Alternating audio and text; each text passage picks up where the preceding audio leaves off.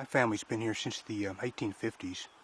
My great-great-great-grandfather, John Meek, was the original white settler in this area. The cabin that's attributed to being built by him is still standing today, which we might see later. And every generation since here has been here. The family cemetery is on the property not far from where we're sitting today. As every generation of the family since then, my great-great-great-grandfather's tombstone is there, and in the background you're seeing the old grist mill that was built by some family members, late 1800s, 1880s. Things like this are important. This place was part of my playground when I was a kid. There's a couple of old wooden bridges over the river, which are just near and dear to me. There's the little tributary stream, Pony Creek, that runs into the Paluxy River behind the house where I grew up. I spent hours, days, weeks, months there just walking up and down the river like I know the trees, and the animals I see there. The river is one of the last free-flowing rivers in the state of Texas.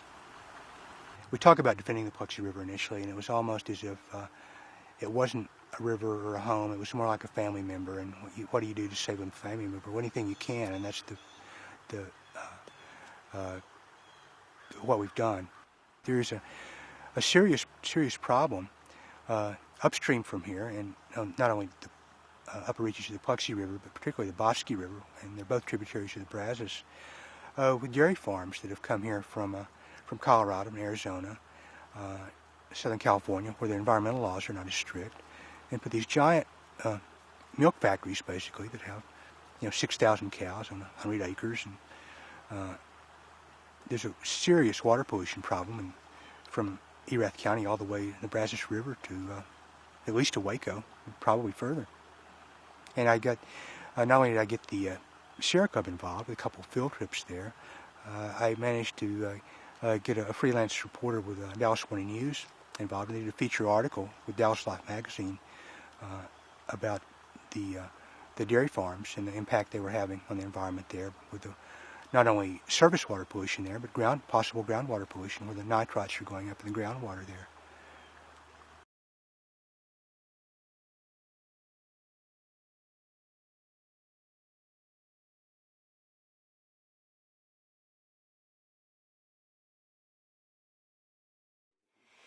Yeah, a lot of people don't understand how people got sick. Was it from the water?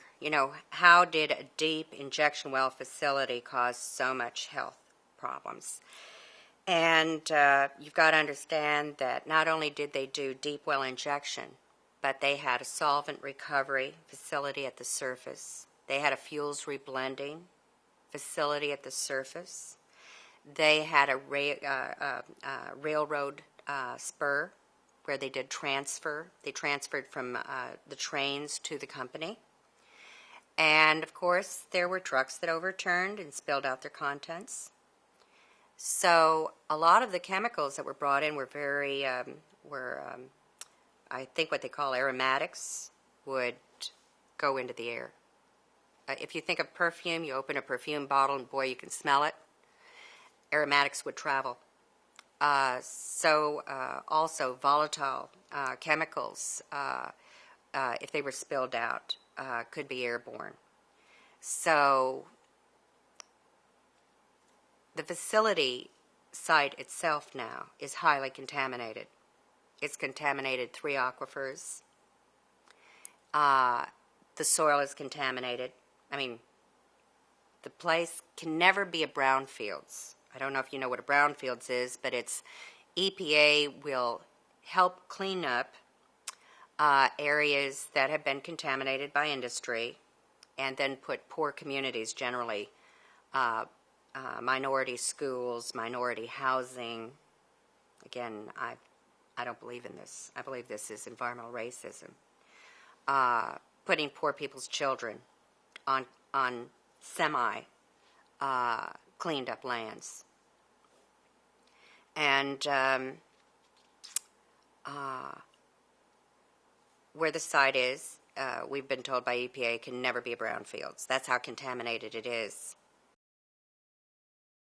I think most people know by now that a pesticide was used to kill Jews in the gas chambers. in the showers. You know, it's Nazism. They went to the showers, but actually they were going in to be gassed. And in this community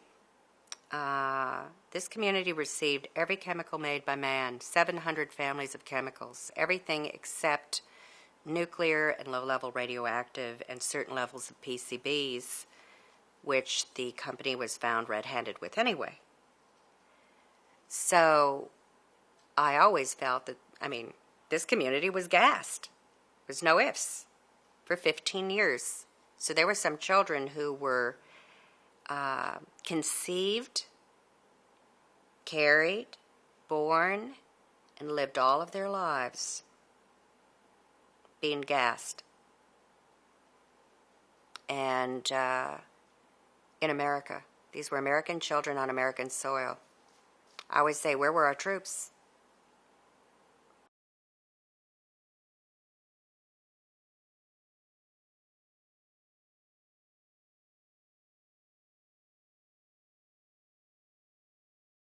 It is said that Caddo Lake is the only naturally formed lake in Texas, which I personally find hard to believe, but that's the anecdotal information on it.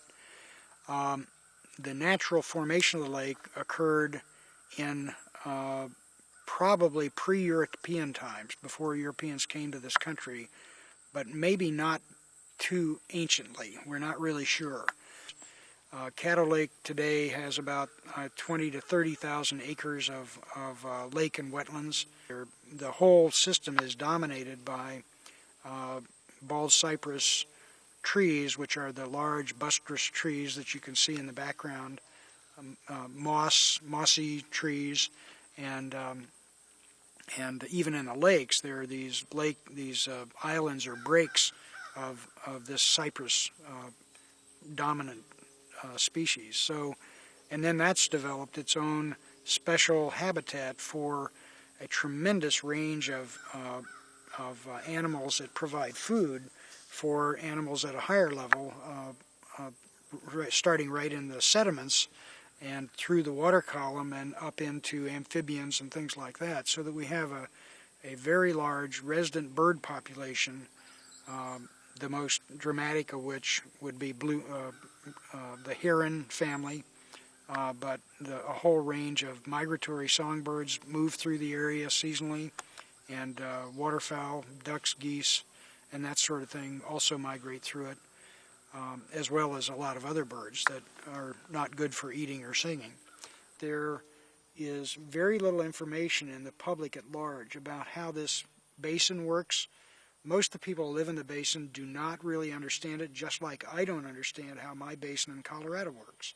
It's not something we're taught, and it's a huge, almost an unforgivable lapse in the education system that alleges to teach science and cannot teach people how the place that they live works.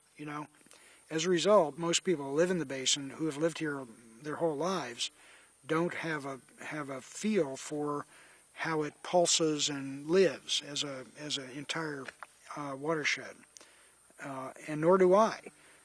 And so we've concentrated on trying to carry that information out to the educational community as we learned it and continue to learn it. And at the same time, as threats to that, what we did know came up, then we had a program that was worked through United Neighborhoods, which is another nonprofit that I manage.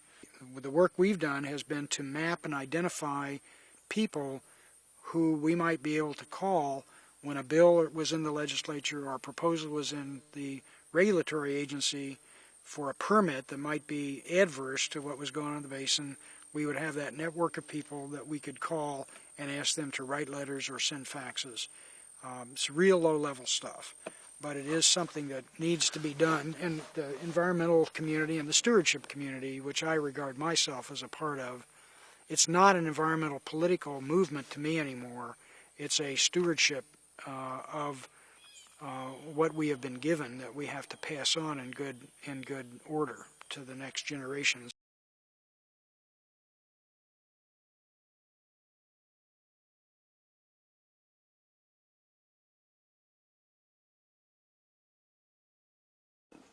what the Comanche Peak Life Force did, and which created quite a bit of publicity, and bad publicity at that, for the plant. They participated in acts of civil disobedience. And that's a very new thing for Texas. I mean, acts of civil disobedience were very, at least for Texas and its nuclear protest movement, because acts of civil disobedience had been occurring quite frequently in the East at plants that were being built in Vermont and New York. But here, that was an unheard of kind of tactic. They trespassed. They went over the fence. They did this on several occasions, and they were arrested and they were put into jail in Glen Rose. And it was a fascinating period with our involvement with the folks of Glen Rose. I was there. I didn't participate in civil disobedience. I didn't go over the fence, but I was there in the role of support person, and that is basically how we more or less supported each other. CFER acted in the support role for those who decided to go over the fence and be arrested. So when Schoenbeck and Mavis and, I think about 10 or 15 others, I'm not sure of the exact number, but there were quite a large number. They filled the jail to overflowing in Glen Rose. When they did that, then we backed them up by trying to find attorneys and expert witnesses to come in and speak at their trial. Some of us who were working in the as on what I would call on the mainstream side, which was trying to fight the plant by challenging the licensing, were simply discredited as I remember they used terms like, these are just emotional housewives, and they know nothing about nuclear power, and they're well-meaning, but they're silly little women. And it was there was much political incorrectness. Let me put it that way. They used the fact that we were females, many of us, myself and Juanita Ellis, as to discredit us. So there were not death threats. That sort of thing didn't happen. They came later. There were some of the whistleblowers received death threats.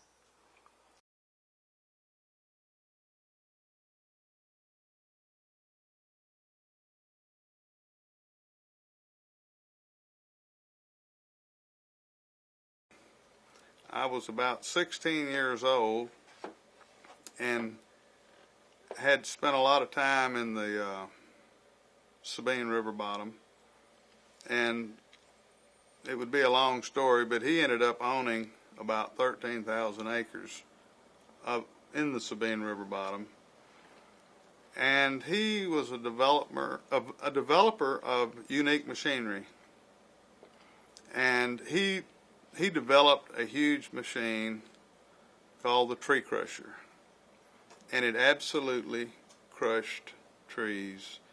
It didn't matter what size, it crushed them. It hit them, it knocked them over, and it plowed them in.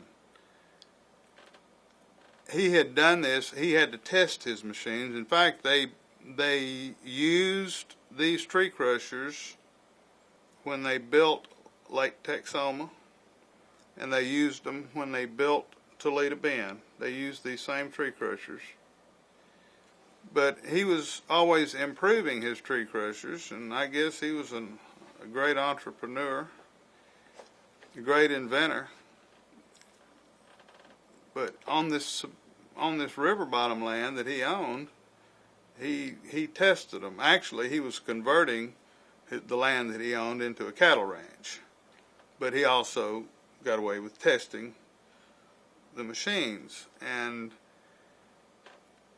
he had already crushed much, but there was one very specific, unique, beautiful swamp area with all this old growth forest in it that comprised about 100 acres.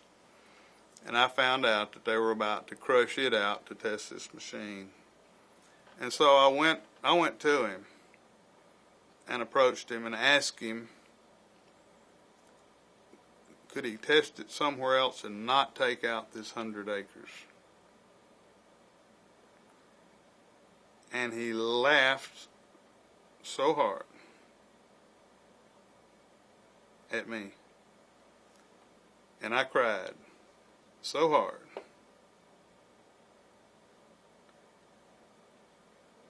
That I left without much more said,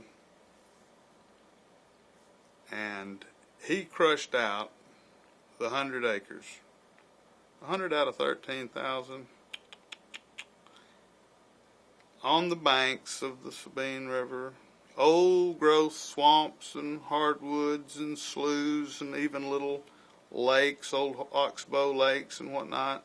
This machine goes across the lakes, across the sloughs, knocks down everything in its path.